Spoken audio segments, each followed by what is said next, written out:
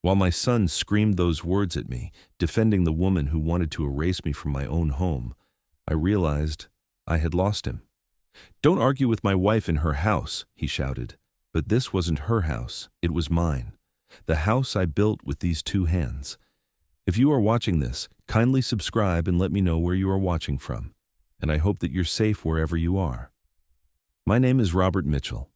I'm 70 years old, and I never thought I'd see the day my own son would throw me away like yesterday's garbage. It happened on a Tuesday morning. I was in my garden, the same garden I'd tended for 35 years. My tomato plants were finally bearing fruit after a rough summer. I was checking the soil moisture when I heard the back door slam. "What are you doing?" Jessica's voice cut through the morning air like a knife. I looked up. My daughter-in-law stood on the porch, arms crossed, her face twisted with irritation. "Just watering my tomatoes," I said, keeping my voice calm. I told Marcus I wanted that space for my herb garden." She walked down the steps toward me. "We're redoing this whole area. You'll have to move your plants." My heart skipped. These weren't just plants. These were Cherokee purple tomatoes from seeds my late wife, Dorothy, had saved for 20 years, the last living thing that connected me to her. "Jessica, these are special.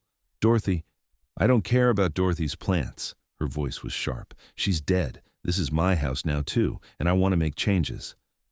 The words hit me like a punch. Dorothy had been gone for 5 years, but the pain was still fresh. I felt my hands start to shake. "These plants stay," I said quietly. "This is my garden." "Your garden?" She laughed, but there was no humor in it. "You need to understand something, Robert. Things are different now. Marcus and I make decisions together, and we've decided this space needs updating." "Then update another space." I stood up, my knees creaking. "But don't touch Dorothy's tomatoes." "You're being ridiculous." She pulled out her phone, already typing. "I'm texting Marcus right now." I went back to watering, trying to ignore the rage building in my chest. 20 minutes later, Marcus's truck pulled into the driveway. He didn't even change out of his work clothes before he stormed into the backyard. My son. My boy. The child I raised alone after Dorothy died. The kid I worked 3 jobs to put through college.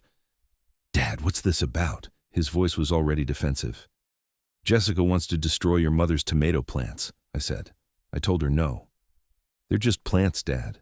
Marcus rubbed his face. "Jessica has ideas for the garden, good ideas. You should see her Pinterest board." "These aren't just plants," my voice cracked. "Your mother saved these seeds. Mom's been gone for 5 years, Marcus shouted. "You can't keep living in the past." Jessica appeared behind him, her hand on his shoulder. That small gesture said everything. She was pulling the strings, and my son was her puppet. "Marcus, these plants are important to me," I tried again. "Surely we can find a compromise." "There's no compromise, Dad." Marcus's eyes went cold. "This is Jessica's house too. If she wants to change the garden, she can change the garden." "This is my house," I said firmly. "I built it. I paid for it. Your mother and I." "Don't you dare argue with my wife in her house," Marcus exploded. His face turned red. Veins bulged in his neck. "This is her home. She has every right to make it how she wants it." I stood there, frozen. Her house. He called my house her house. Jessica smirked behind him, that tiny smile of victory. She'd won. "Marcus," I whispered. "Son, please." "No, Dad, I'm done." He pointed at the house. "Jessica has been patient with you. She's tried to make this work, but you fight her on everything. The furniture, the paint colors, the schedule, now plants." "Because this is my home," I said, my voice shaking. "I'm not a guest here." "Then maybe you should start acting grateful that we let you stay," Marcus shouted. Those words echoed in the garden. "Let me stay." "In my own house." Jessica's smile widened. She'd poisoned my son against me, and now she was watching me break. "Get out," I said quietly. "What?" Marcus blinked. "Get out of my garden." I looked at both of them. "Now." "This is exactly what I'm talking about."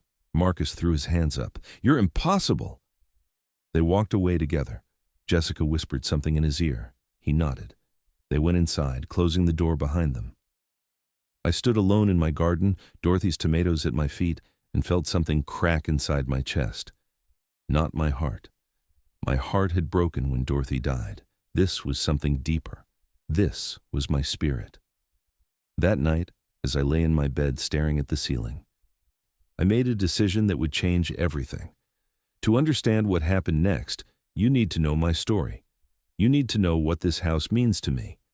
I was born in 1955 in a small town where men worked with their hands and took pride in building things that lasted. My father was a carpenter. He taught me that a man's worth is measured by what he builds, not what he buys. When I married Dorothy in 1978, we had nothing. I was 23. She was 22. We lived in a tiny apartment above a drugstore that smelled like chemicals and old paper, but we were happy. We had dreams. Dorothy got pregnant with Marcus 2 years later. That's when I knew we needed our own place. Not an apartment, not a rental, a home. I worked construction during the day. At night, I stocked shelves at a grocery store. Weekends, I did odd jobs, painting, roofing, plumbing, whatever paid. It took us 3 years to save enough for the land. 3 years of Dorothy eating rice and beans so we could save an extra $20. 3 years of me wearing the same work boots until the soles had holes. We bought this land in 1983, half an acre of dirt and weeds on the edge of town. Everyone said we were crazy, said we should just get a mortgage like normal people. But I'd seen what mortgages did. I'd seen families lose everything when the bank came calling. I wanted to build something that nobody could take away. So I built it myself. Every single brick, every board, every nail. I worked on this house for 7 years. 7 years of coming home from my construction job and working until midnight. 7 years of bloody knuckles and aching backs.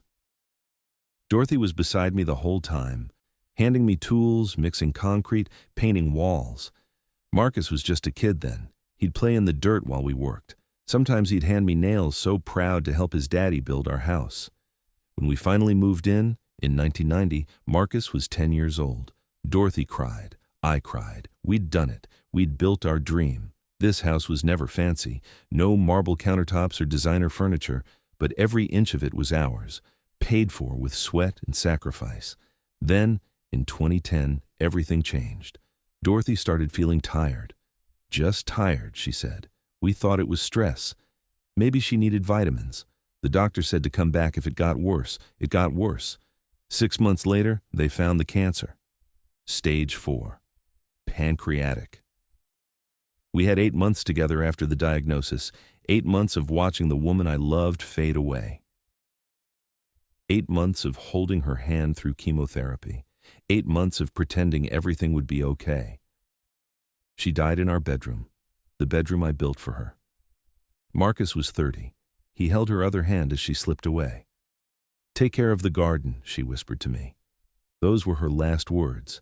The tomato plants, the roses, the herb garden she loved. I promised her I would. After Dorothy died, I was lost. Marcus had moved out years before, had his own apartment across town. I was alone in this big house, surrounded by memories.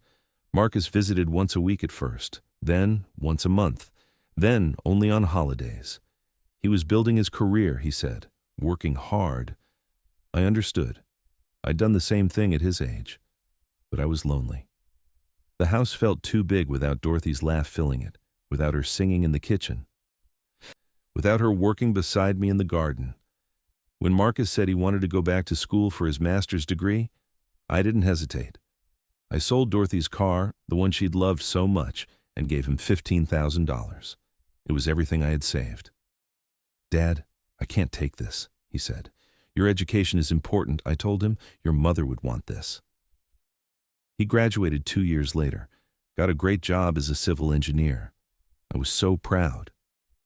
Then, 3 years ago, he met Jessica. She was 35, divorced, no kids, worked in marketing, always dressed in expensive clothes. Marcus was 45, never been married, still living in that small apartment. He brought her to meet me 6 months into their relationship. I made Dorothy's famous pot roast, set the table nice, wanted to make a good impression. Jessica walked through my house like she was touring a museum of poor people. Her eyes judged everything, the old couch, the faded curtains, the pictures of Dorothy on every wall. "It's very lived in," she said, her nose slightly wrinkled. It's home, I replied. She didn't eat much at dinner, said the meat was too fatty, the vegetables were overcooked. She was used to different food at her parents' house. Marcus laughed nervously, trying to smooth things over. Dad's not a professional chef, Jess. After they left, I felt uneasy. Something about her was off. The way she looked at my house, the way she looked at me. Have you ever sacrificed everything for someone, only to watch them forget it all?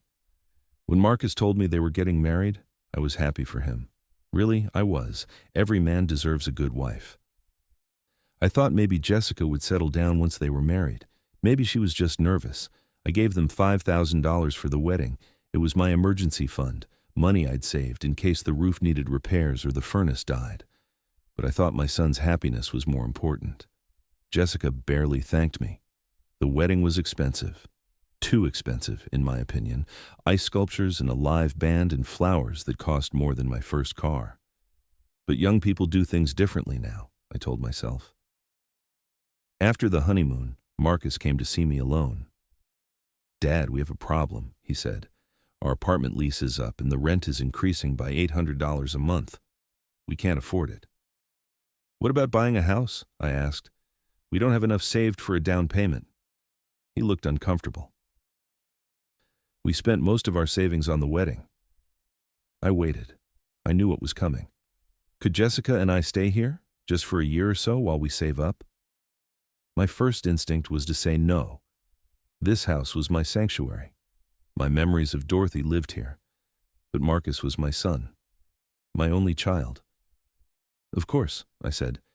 You're always welcome here. That was my first mistake. But from the moment she walked through my door with that designer purse and those cold eyes, I felt a chill I couldn't explain. If you believe people who enter someone else's home should show respect, not entitlement, hit that like button right now.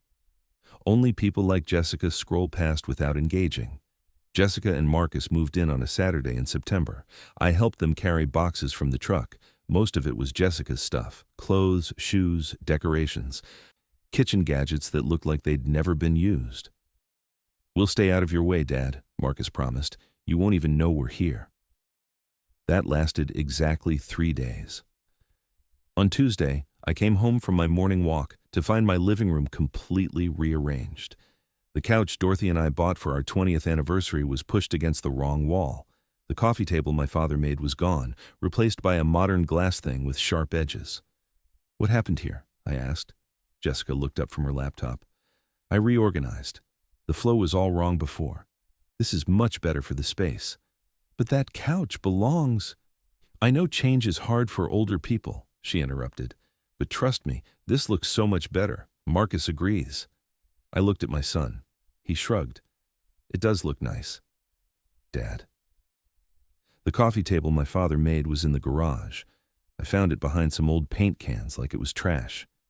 That was just the beginning. By the end of the first month, Jessica had changed the kitchen curtains to some modern gray ones that made the room feel cold.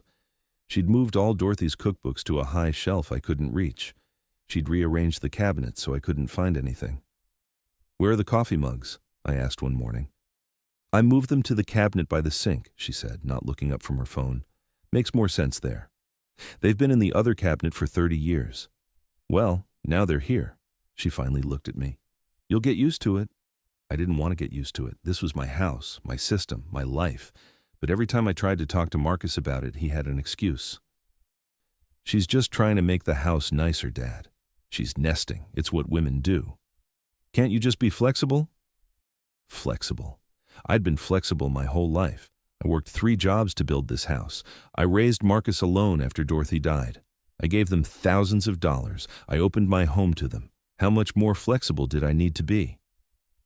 The pictures of Dorothy started disappearing, first from the hallway, then from the living room. I found them in a box in the closet. Why did you take down Dorothy's pictures? I asked Jessica directly. They made the house feel like a shrine, she said simply. Marcus needs to move forward, not live in the past. Those pictures are important to me. Then keep them in your room. She turned back to her computer. The common areas should feel fresh and modern. Common areas. She was calling my living room a common area, like this was a hotel. I hung the pictures back up. The next day they were down again. I hung them up again, down again. Finally, I stopped trying. The pictures stayed in the box, Dorothy's face hidden away like she'd never existed. Jessica started inviting people over without asking me. Her friends, her co-workers. They'd show up at 7 at night, drinking wine in my living room, laughing too loud. One night, I came downstairs in my pajamas to get water. 6 women I'd never met were sitting on my furniture, drinking from my glasses. "Oh, that's Robert," Jessica said, barely glancing at me. "Marcus's dad." Not, "This is my father-in-law." Not, "This is the man who owns this house." Just, "Marcus's dad." Her friends looked at me like I was a piece of furniture, an old relic that came with the house. I went back upstairs without my water. Marcus changed too. He stopped asking about my day, stopped sitting with me to watch baseball games like we used to. All his free time was devoted to Jessica. "Want to grab breakfast Saturday?" I'd ask. "Can't, Dad. Jessica and I have plans." "Maybe we could all go together." "She's not really a breakfast person." So I ate alone. In my own house, I ate breakfast alone while my son and his wife slept in until noon. Jessica started cooking, but only for 2. She'd make elaborate meals with ingredients I couldn't pronounce, portion them onto 2 plates, and eat with Marcus in the dining room while I heated up leftovers in the kitchen. "You're welcome to join us," she'd say with that fake smile, but I only made enough for Marcus and me. You understand? I'd eat my reheated soup while they laughed together in the next room, in my house, at my table. The final straw with the garden came after 6 months. I'd been protecting Dorothy's tomatoes, checking them every day, making sure they got enough water. They were thriving. Big, beautiful fruits that reminded me of her. I went to visit my brother for a weekend. 2 days, that's all. When I came back, the tomato plants were gone, ripped out, completely. In their place was a neat row of lavender plants and decorative stones. I stood there, staring at the empty dirt where Dorothy's tomatoes had been. 35 years of saved seeds, 20 years of Dorothy's careful cultivation. Gone. Jessica came outside. "Oh, good, you're back. Do you like what I did? I thought the space needed something more elegant." "Tomatoes are so messy." I couldn't speak. My throat closed up. My hands shook. "Where are the plants?" I finally managed. "I threw them away." She said it so casually. "They were getting old anyway. These lavender plants are much prettier, don't you think?" "You threw them away?" My voice was barely a whisper. "Robert, you're being dramatic. They're just plants. I can buy you new tomato plants from the store if you want." Those were Dorothy's plants. Tears burned my eyes. She saved those seeds for 20 years. "Well, Dorothy's not here anymore." Jessica's voice turned cold. "And I live here now. I have a right to make this house feel like mine." I looked at her, really looked at her, and I saw it clearly for the first time. She didn't just want to live in my house, she wanted to erase me from it, erase Dorothy. Erase our entire history. She wanted to make it like we'd never existed. "This is my house," I said quietly. "Mine." "Actually," she crossed her arms, "Marcus and I contribute to the bills now. We pay for groceries, we pay utilities, so technically this is our house too. I never asked you to pay for anything. Well, we're married adults. We pay our way." She smiled that cold smile. "So we have just as much say in how things are done around here." I went to Marcus. I told him about the tomatoes, about his mother's plants being destroyed. "Dad, Jessica didn't know they were important," he said, not even looking up from his phone. "I told her they were important, multiple times. She's trying to make the house nice. Can't you appreciate that? She threw away your mother's plants, Marcus. Doesn't that bother you?" He finally looked at me. "Mom's been gone for 7 years, Dad. You can't keep holding on to everything. It's not healthy." Not healthy. My son was calling my grief unhealthy. "Those plants were the last thing she asked me to take care of," I said. "I promised her." "Dad, Mom wouldn't want you living in the past. She'd want you to move forward. Don't tell me what your mother would want." My voice rose. "You barely remember her." Marcus's face went hard. "That's not fair. What's not fair is your wife destroying everything your mother and I built." "Jessica is my wife," he shouted, "and if you can't respect her, then we have a problem." We stared at each other. My son, my boy, looking at me like I was the enemy. I need some air, I said, and walked away. That night I heard them talking in their room. The walls were thin. I wasn't trying to listen, but I heard everything. Your dad is so controlling, Jessica said. He can't handle that you have a wife now. He's just set in his ways, Marcus replied. It's more than that. He resents me. He wants you all to himself. That's not true, isn't it? He fights me on everything, the furniture, the decorations, now plants. Marcus, we can't live like this. Silence. Then Marcus spoke. What do you want me to do? Talk to him, set boundaries, make him understand that things are different now. He's my father, Jess, and I'm your wife. Her voice went soft, manipulative. Who's more important to you? I didn't hear his answer, but the fact that he had to think about it told me everything. The morning I found my late husband's photo face down in a drawer, replaced by her tacky decorations, something inside me finally broke. I spent 3 days thinking about what to do. 3 days of watching Jessica parade through my house like she owned it. 3 days of watching my son pretend I didn't exist. On Friday morning, they left for work. I waited until Marcus's truck disappeared down the street. Then I made a phone call. Miller's locksmith, how can I help you? I need to change all the locks on my house, I said. Today. The locksmith arrived at 2 in the afternoon. His name was Frank. He was about 60, with kind eyes and weathered hands. Trouble with the family? He asked as he examined my front door. How did you know? He smiled sadly. I've been doing this for 30 years. You're not the first grandfather who's called me. Frank worked for 2 hours. He changed the locks on every door, front, back, side garage entrance. He gave me 3 sets of new keys. The old keys won't work anymore, he explained. Nobody gets in unless you let them in. I paid him $250, worth every penny. After he left, I sat in my living room. My house felt different, protected, mine again. I called my younger son, Daniel. He lived 2 states away with his own family, but we talked every week. Dad? What's wrong?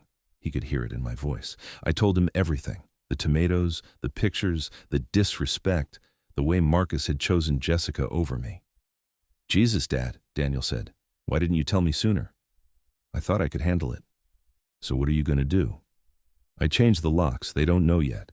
They'll find out tonight when they come home. Daniel was quiet for a moment. Are you sure about this? I've never been more sure about anything. Good. His voice was firm. It's about time you stood up for yourself. You need me to come out there? No, I need to do this alone. I'm proud of you, Dad. Mom would be too. When do you stop being a doormat and start being a person who deserves respect? That conversation gave me strength. I made dinner for myself. Dorothy's famous meatloaf from her recipe card. I ate slowly, savoring every bite. Around 7, I heard Marcus's truck pull up. I heard them get out. I heard Jessica laughing at something on her phone. Then I heard the key in the lock, the scraping sound as it failed to turn. That's weird, Marcus's voice outside. More scraping, more failed attempts. Let me try, Jessica said. I sat at my kitchen table, my heart pounding, listening to them struggle. What the hell? Marcus's voice was getting frustrated. Why won't it work? I heard him walk around the house, trying the back door, the side door, all locked, all changed. Then came the pounding, loud, aggressive fists on wood. Dad, open the door! Dad! I took another bite of meatloaf, chewed slowly. Robert, Jessica's voice now shrill. This isn't funny. Open the door. The pounding continued. I finished my dinner, washed my plate, put it in the drying rack.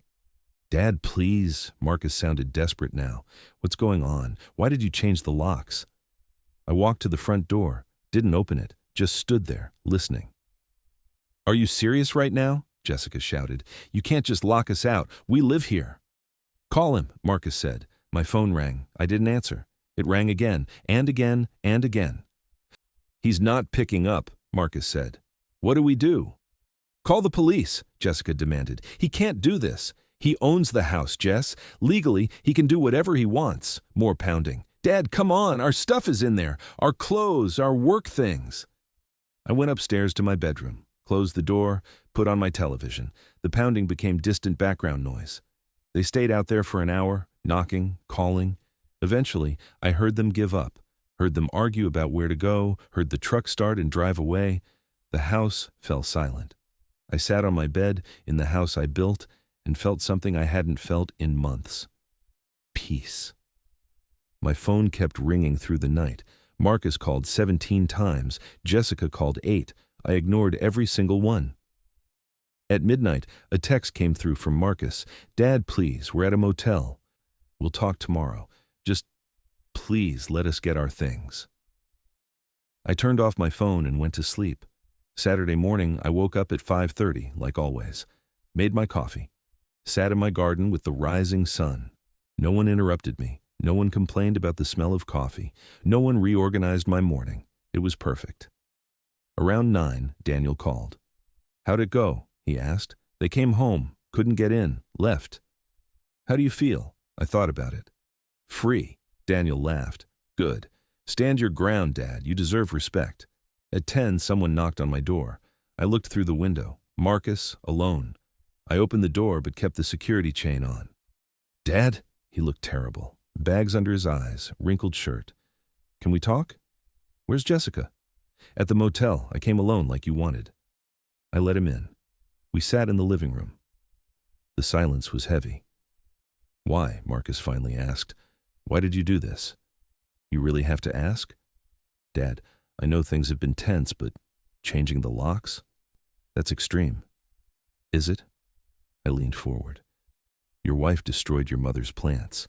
She threw away our family pictures. She treats me like a stranger in my own house, and you let her." "She didn't mean—" "Yes, she did." I cut him off. "She meant every bit of it. She wants me gone, Marcus. She wants to erase me and your mother from this house." "That's not true, isn't it? When was the last time you and I had a conversation without her interrupting? When was the last time you took my side on anything?" He couldn't answer. "I raised you alone after your mother died," I continued. "I worked myself to the bone to give you opportunities. I sold your mother's car to pay for your education. I gave you thousands for your wedding. I opened my home to you, and you repay me by letting your wife treat me like garbage." "She doesn't treat you like garbage." His voice was weak. "She threw away your mother's tomatoes like they were trash. She told me to keep your mother's pictures in my room because the common areas should feel modern. She cooks for two and leaves me to fend for myself. Wake up, son." Marcus put his head in his hands. "What do you want from me?" "I want you to choose, your wife or your father." He looked up, shocked. "I can't do that." "You already did. You chose her the day you yelled at me in my own garden." "I didn't mean—" "You called my house her house, Marcus. Do you even remember that? You said, 'Don't argue with my wife in her house.'" "This house. The house I built brick by brick. You called it hers." Tears filled his eyes. "Dad, I'm sorry. I was angry. I didn't think. That's the problem. You didn't think. You just reacted. Like a trained dog when she snaps her fingers." He flinched. "That's not fair. What's not fair is me being disrespected in my own home. What's not fair is watching my son forget everything his mother and I taught him. What's not fair is being made to feel like an unwanted guest in the house I built with my own hands." "So what now?" Marcus asked. "We're just homeless?" "You're not homeless. You have jobs. You can rent an apartment. You can go to her parents' house. You have options." "We don't have money for a deposit." "That's not my problem." He stared at me like he didn't recognize me. "Who are you?" "I'm the man who finally remembered his worth," I said. "I'm done being a doormat. I'm done sacrificing my peace for your comfort." Marcus stood up. "Jessica's not going to like this." "I don't care what Jessica likes. She's my wife, Dad. And I'm your father, the man who raised you, fed you, clothed you, loved you. Doesn't that count for anything?" He walked to the door, turned back. "Can we at least get our things?" "Sure, I'll pack your stuff. You can pick it up tomorrow." "Dad, goodbye, Marcus." He left. I locked the door behind him. I spent the rest of Saturday boxing up their belongings, clothes, toiletries, Jessica's decorations, all of it. I worked methodically, without emotion. In their room, I found things that made my blood boil. A notebook where Jessica had written redecorating plans for the house. She'd sketched out changes for every room. In her notes, she'd written, "Remove all traces of the old woman." The old woman. Dorothy. I threw the notebook in the box. By Sunday morning, everything was packed. 12 boxes total. I put them on the front porch. I texted Marcus, "Your things are on the porch. Pick them up whenever." He came at noon. Jessica was with him this time. I watched from the window as they loaded boxes into the truck. Jessica was crying. Dramatic, loud sobs. Marcus kept trying to comfort her. Before they left, Marcus looked at the house one more time. He looked sad. Lost. Good. Maybe now he'd understand what he'd lost. By Sunday morning, I didn't receive any calls. I thought maybe Ethan had gotten the message and was looking for an apartment for him and his princess. But around 11 in the morning, I heard voices outside my house. I peeked through the window and saw Marcus standing on the sidewalk talking on the phone. The next 2 weeks were quiet. No calls from Marcus, no dramatic confrontations, just silence. But I knew Jessica wouldn't let it go that easily. On a Wednesday afternoon, my phone rang. Unknown number. I almost didn't answer. "Hello?" "Robert, it's Jessica." Her voice was different, softer, almost sweet. "What do you want?" "I want to talk, really talk. I think we got off on the wrong foot." "We got off on the wrong foot when you started treating my house like it was yours." "I know. I understand that now." She sounded sincere, but I knew better. "I was wrong, Robert. I should have been more respectful. I'm calling to apologize." "Apology noted. Can Marcus and I come over? Maybe we can work this out." "No." "Robert, please. We're sleeping on an air mattress at a friend's apartment. Marcus is miserable. He misses you. He misses home. He should have thought about that before he chose you over me." Her voice hardened. "I'm trying to be nice here. I don't want your nice. I want my life back." "Your life back?" She laughed bitter. "You mean your lonely, pathetic life where you sit in that house talking to pictures of a dead woman?" There it was. The real Jessica. "Goodbye, Jessica." I hung up. She called back immediately. I didn't answer. She called 17 more times that day. I blocked her number. The next day, Marcus called from work. "Dad, Jessica says you were rude to her." "Jessica was rude first. She was trying to apologize." "No, she was trying to manipulate me into letting you back in. There's a difference." "We need our home, Dad. We can't afford rent in this city. Everything requires first month, last month, and a deposit. We don't have $6,000 just lying around." "You had money for an expensive wedding." Silence. "That's different," he finally said. "How?" "That was for our future together. And this is for your present. Figure it out, Marcus. You're a smart guy. You're an engineer. Solve the problem. You're really going to let your son be homeless?" "You're not homeless. You're staying with friends." "For how long?"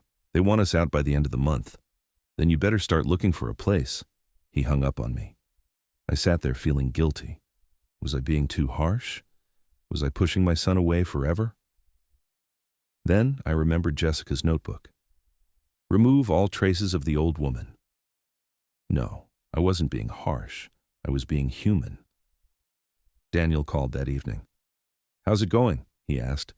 "Marcus called, said they can't afford an apartment." "That's not your problem, Dad." "He's my son, Danny. I hate seeing him struggle." "He's not struggling because of you. He's struggling because he married a woman who spends money they don't have and treats his father like dirt. These are natural consequences."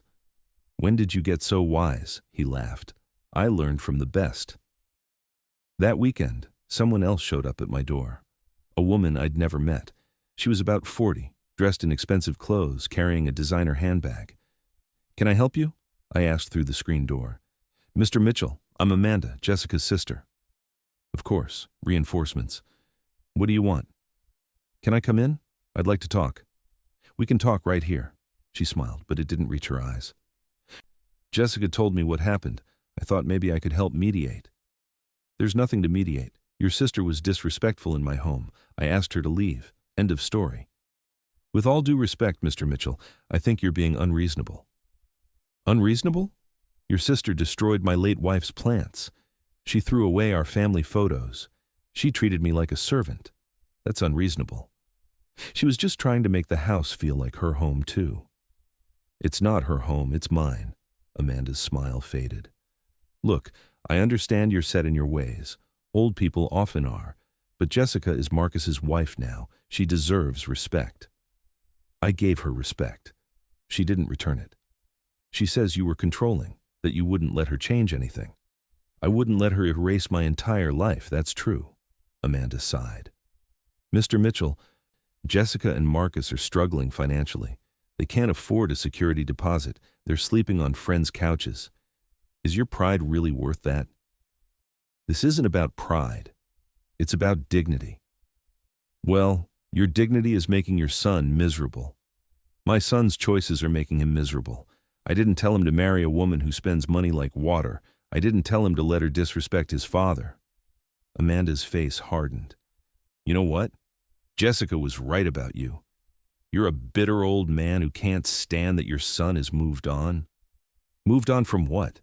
His mother? His history? His values? From you, she said it coldly. Marcus has a new life now, a wife who loves him, a future, but you can't let go. You want to keep him trapped in this dusty old house, worshiping at the altar of a woman who's been dead for years. I felt my hands shake with rage. Get off my property. Gladly. She turned to leave, then looked back. But you should know, Jessica's talking to a lawyer. She thinks she has tenant rights since they lived here and paid bills. They didn't pay rent. They were guests. We'll see what the lawyer says. She walked away. I watched her get in her Mercedes and drive off. My heart was pounding. Could Jessica really sue me? Did she have any legal standing? I called a lawyer myself. Mr. Peterson had handled Dorothy's will years ago. Robert, good to hear from you, he said. What can I do for you? I explained the situation. Do they have a lease? He asked. No, they were staying temporarily. Did they pay you rent? No, they bought some groceries and paid some utilities, but there was never a rental agreement. Then they're not tenants. They're guests. You have every legal right to ask them to leave. I felt relief wash over me. What if they sue? They can try, but they won't win. The house is in your name. You never collected rent. There's no written agreement. Save any texts or emails that show the temporary nature of their stay, just in case. Thank you, Mr. Peterson. Anytime, Robert. And for what it's worth, you're doing the right thing. I've seen too many good people get walked all over by ungrateful family members. That night, I slept better than I had in months, but my peace didn't last long. The following Tuesday, I got a call from Marcus's boss, a woman named Helen. Mr. Mitchell, I'm sorry to bother you. I'm calling about Marcus. My heart jumped. Is he okay? He hasn't been to work in 3 days. He's not answering his phone. I'm getting worried. 3 days? Yes, sir. He was supposed to be here Monday, but he never showed up. No call, no text, nothing. That's not like him. She was right. Marcus had always been responsible about work. 15 years at the same company, never missed a day without notice. I'll find him, I said. Thank you for calling. I tried Marcus's phone, straight to voicemail. I tried again. Same thing. I called Daniel. Have you heard from your brother? Not in a week. Why? I explained about the missed work. That's not good, Dad. Marcus loves that job. I know. I didn't know what to do. Part of me was worried. Part of me was angry that I even had to worry. I drove to the motel where Marcus said they'd been staying. The clerk recognized Marcus from my description. Oh yeah, they checked out last week, he said. Couldn't afford to stay anymore. Do you know where they went? He shrugged. Maybe try the shelter on 5th Street. The shelter. My son, the engineer, at a homeless shelter. I drove there. The building was old, paint peeling, surrounded by people with nowhere else to go. I went inside. I'm looking for my son, I told the woman at the desk. Marcus Mitchell, is he here? She checked her computer. We had a Marcus and Jessica Mitchell, but they only stayed 2 nights, left on Sunday. Where did they go? I don't know, sir. People come and go. I drove home feeling sick. Where was my son? Was he safe? Was he eating? That night, I barely slept. Every noise made me jump, thinking it might be Marcus at the door. At 2 in the morning, my phone rang. Unknown number. Hello? Dad? Marcus's voice was slurred, drunk. Marcus, where are you? Doesn't matter. Your boss called. You haven't been to work. Lost my job. He laughed, but it sounded broken. Called in sick too many times. They fired me Friday. Jesus, son. It's fine. Everything's fine. Jessica says we can start over somewhere else. Move to another city. Fresh start. Marcus, you're drunk. Where are you? Bar. Don't remember the name. More broken laughter. Funny thing, Dad, you were right. About what? Everything. Jessica, the house, all of it. You were right. My heart ached. Come home, son. We'll figure this out. Can't. Jessica says if I go back to you, she'll leave me. Then let her leave. I love her, Dad, even though she's... He trailed off. Even though she's what? Mean. She's mean. Dad. Says horrible things when she's angry. Says I'm weak. Says I'm a failure. Says I'll never be good enough. I felt tears in my eyes. Son, you deserve better. Do I? His voice cracked. I let her treat you like garbage. What kind of man does that? The kind who made a mistake. It's not too late to fix it. I gotta go. Jessica's calling. Marcus, wait. He hung up. I sat there in the dark, holding my phone, crying for my son who'd lost his way. The next morning, there was pounding on my door again. Angry, aggressive pounding. I looked through the window. Jessica. I opened the door but kept the chain on. Where is he? She demanded. Where's who? Marcus. He didn't come back to the car last night. I've been looking everywhere. He called me. He was drunk at a bar. Which bar? He didn't say. She glared at me. This is your fault.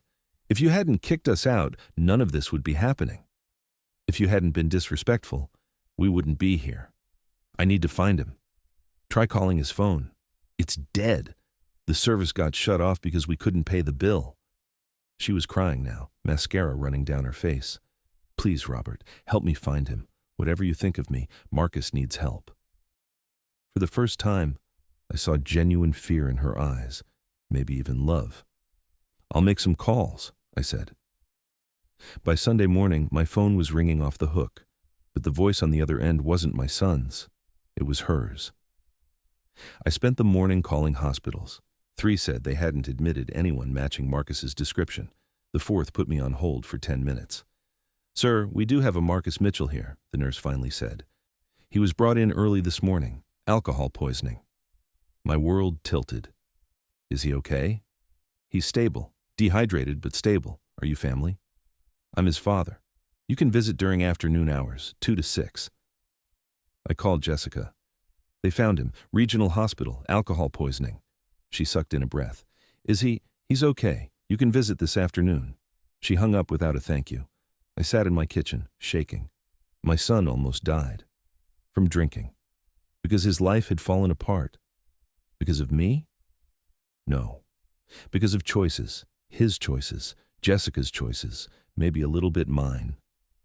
I drove to the hospital at 2. Marcus was in a room on the 3rd floor. Pale, thin, IV in his arm. He looked 20 years older. Jessica sat beside him, holding his hand. Her eyes were red from crying. Dad, Marcus said weakly when he saw me. I sat in the other chair. How are you feeling? Like garbage. The doctor says you drank a 5th of whiskey, Jessica said, on an empty stomach. I was upset. You could have died. Her voice broke. The 3 of us sat in silence. The beeping of machines filled the room. I'm sorry, Dad, Marcus finally said. For what? Everything. For letting Jessica treat you badly, for choosing her over you, for being a coward. Jessica flinched but didn't argue. You're not a coward, I said. You're human. You made mistakes. Big mistakes. We all do. Jessica stood up. I need coffee. I'll be back. After she left, Marcus looked at me. She's changed, Dad, since all this happened. She's been different. How? Scared. Vulnerable. Real. He adjusted his IV. We've been sleeping in my car for 4 days. She hasn't complained once. Just held me while I cried. People show their true colors in crisis. I think this crisis broke something in her. The fake stuff. The pretending. He met my eyes. She wants to talk to you. Apologize for real. I don't know if I can trust that. Neither do I, but maybe it's worth hearing. Before I could answer, the door opened. Not Jessica. Another woman. Mid-50s. Expensive suit. Cold eyes. Robert Mitchell? She asked. Who are you? Sharon Peters, Jessica's mother. Oh no. Mrs. Peters, I said carefully. She looked at Marcus in the hospital bed with disgust. Look at you, pathetic. Mom, Marcus started. Don't, she held up a hand. I'm not here for you. I'm here for him, she pointed at me. What do you want? I want you to know that you almost killed my son-in-law.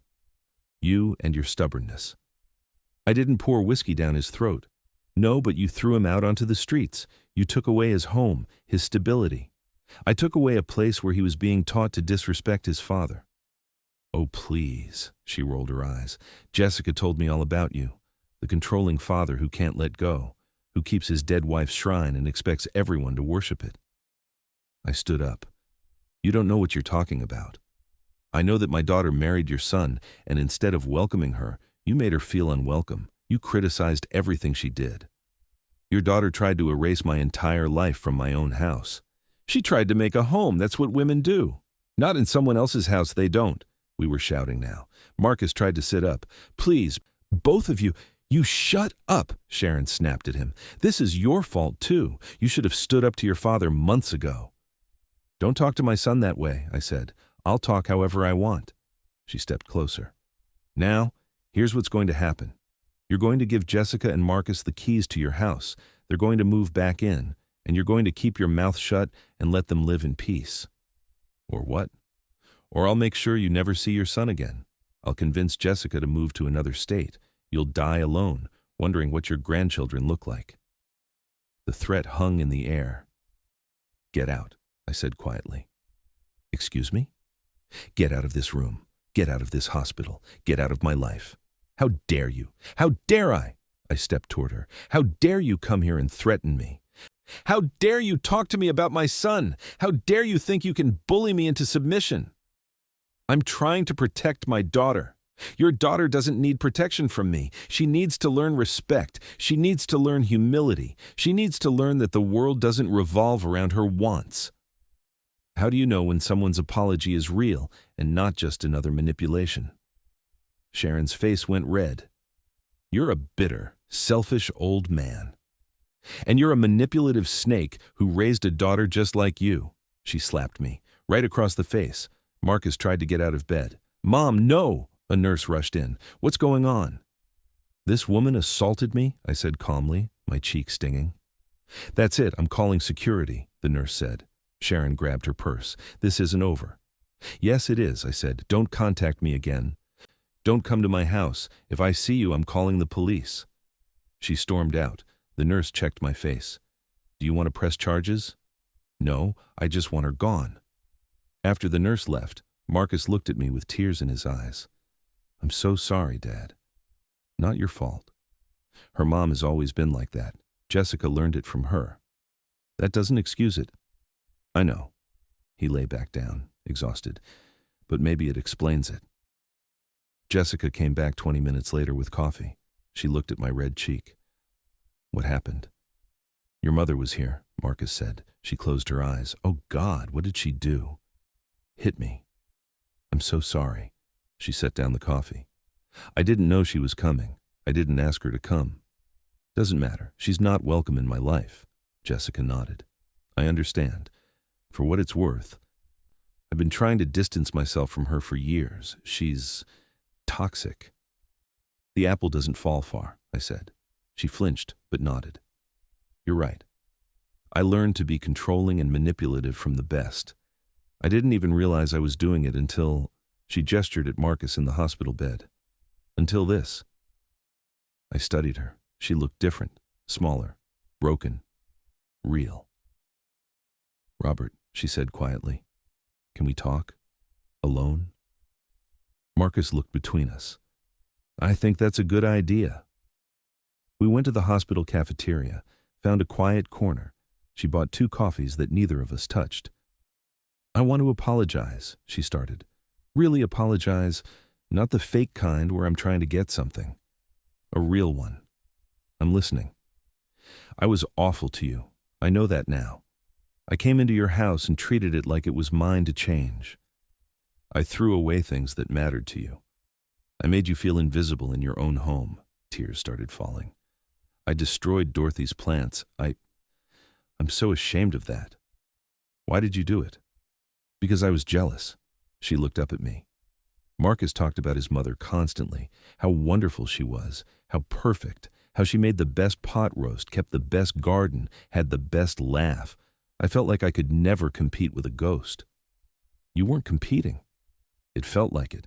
Every time I tried to do something nice, you'd mention how Dorothy did it better.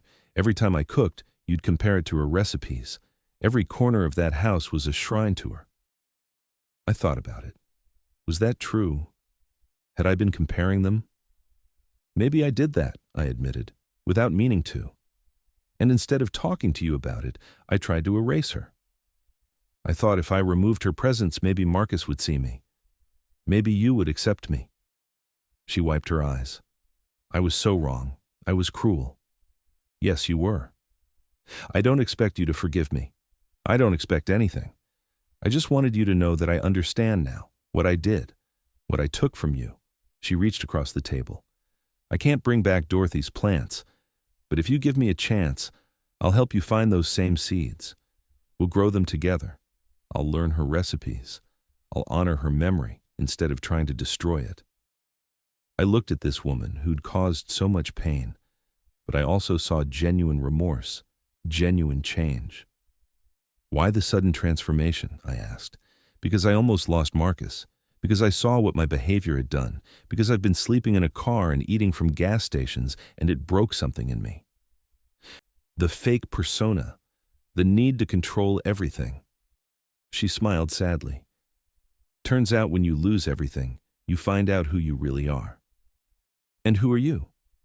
I'm a scared woman who never learned how to love properly, who uses control instead of communication, who pushes people away because she's afraid they'll leave first. She met my eyes. But I want to change. I want to be better. For Marcus. For you. For myself. We sat in silence for a long moment. If I give you another chance, I said slowly, things have to be different. I know. You have to respect that it's my house, my rules, my memories. I will. And if you disrespect me again, there won't be a third chance. I understand. I looked at her, really looked, and I decided to take a risk. Okay? Her eyes widened. Okay? One more chance, but we're setting ground rules. Clear ones, and Marcus has to agree to them too. She started crying again. Thank you. Thank you so much. Don't thank me yet. This is probationary. She laughed through tears. I'll take it. As she knelt before me with real tears streaming down her face, I had to decide. Was this redemption or just another performance? Marcus stayed in the hospital for 2 days. The doctor wanted to monitor his liver and make sure he was stable. Jessica barely left his side. I went home and prepared. If they were coming back, we needed clear boundaries. I couldn't go through that pain again. I wrote out a list of rules, printed copies for all of us. When Marcus was discharged on Thursday, I invited them both over for dinner. They arrived at 6.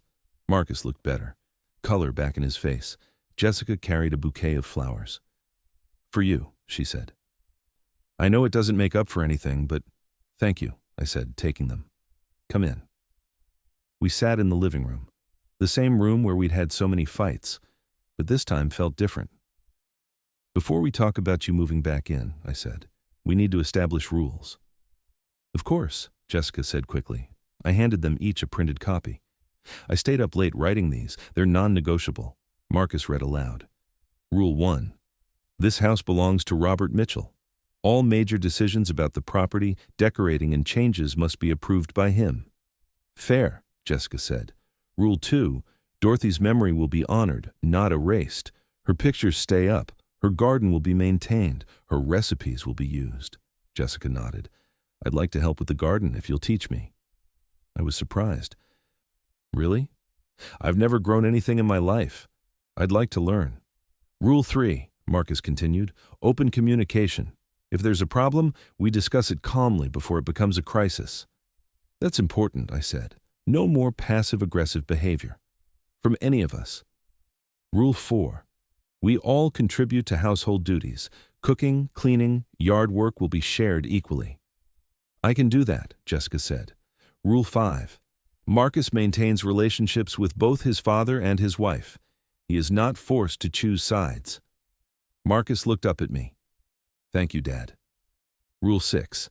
This arrangement is temporary, 1 year maximum. During that time, you save money for your own place. 1 year, Marcus agreed. And Rule 7, if these rules are broken or if disrespect happens again, you leave immediately. No second chances.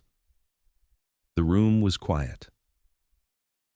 These rules are fair, Jessica said. More than fair. You'd be well within your rights to never speak to me again. I thought about it, I admitted. But Marcus loves you, and I love Marcus, so I'm willing to try. She reached over and squeezed my hand. I won't let you down. They moved back in that weekend. This time was different. Jessica asked before moving anything. She hung Dorothy's pictures back up herself, taking care to put them exactly where they'd been. We cooked dinner together that first night. I taught her Dorothy's pot roast recipe. She listened carefully, taking notes, asking questions. Dorothy used to say the secret is browning the meat first, I explained. I want to learn everything, Jessica said. All her recipes, all her gardening tricks. I want to know who she was. Marcus watched us from the doorway, smiling. Over the following months, something beautiful happened. We became a family. A real one. Jessica and I planted a new tomato garden together. I found the same Cherokee purple seeds online. She worked beside me, getting dirt under her fingernails, learning to prune and water and care. Your wife must have been amazing, she said one afternoon, to grow these for 20 years. She was, I said, and she would have liked teaching you this. Jessica got a new job, better pay. She contributed to groceries and utilities without being asked. Marcus found work as a consultant. They saved money quickly. Every Sunday we had family dinner. Sometimes Daniel and his family would drive in. We'd fill the house with laughter and stories. One evening, 6 months after they'd moved back in, Jessica knocked on my bedroom door.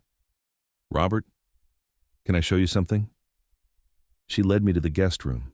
Inside, she'd been working on a project, a scrapbook, pictures of Dorothy, articles she'd saved, recipes written in her handwriting. I've been collecting memories of her, Jessica explained. From you, from Marcus, from old neighbors. I wanted to preserve her story. I picked up the scrapbook, tears in my eyes. This is beautiful. She deserves to be remembered, and I'm sorry it took me so long to understand that. By their 1-year mark, Marcus and Jessica had saved enough for a down payment on a small house 3 miles away, close enough to visit, far enough to have their own space. The day they moved out, we all cried. But these were good tears. Thank you, Dad, Marcus said, for not giving up on me. Thank you for coming back, I replied. Jessica hugged me tight. You taught me what family really means. I'll never forget that. After they left, I walked through my quiet house. Dorothy's pictures smiled down at me. The tomatoes grew strong in the garden. Everything was in its place. I sat in my chair, the same chair I'd sat in through all the pain, and I felt peace. Real, deep peace. Sometimes you have to lose everything to find what really matters. Dignity, respect, self-worth. I'd almost lost myself trying to keep the peace, but standing up for myself saved not just me, but my son too. Marcus and Jessica visit every week now. We cook together, garden together, laugh together, and every time I see them, I see growth. Real growth. That's what this story is really about, not anger or revenge, but boundaries. About knowing your worth, about understanding that love without respect isn't love at all. So if you're watching this and you're in a similar situation, here's what I want you to know. You deserve respect. In your own home, in your own life, you deserve to be treated with dignity. Don't sacrifice that for anyone. And if you're the daughter-in-law or son-in-law, remember, the people who came before you matter. Their history matters. Their memories matter. You're not replacing anyone. You're joining a family. Act like it. If you believe family should build each other up, not tear each other down for control, subscribe right now. Share this with someone who needs to hear that they deserve respect. And comment, dignity over doormat, if you're standing with people who refuse to be erased in their own homes. Only toxic manipulators like Jessica's mother scroll past without engaging. Don't be like them. Be part of the solution. Tell me in the comments, have you ever had to set boundaries with family? How did it turn out?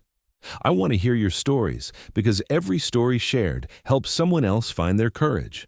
Until next time, remember, your dignity is not negotiable. Your worth is not up for debate. And sometimes the strongest thing you can do is stand firm in who you are.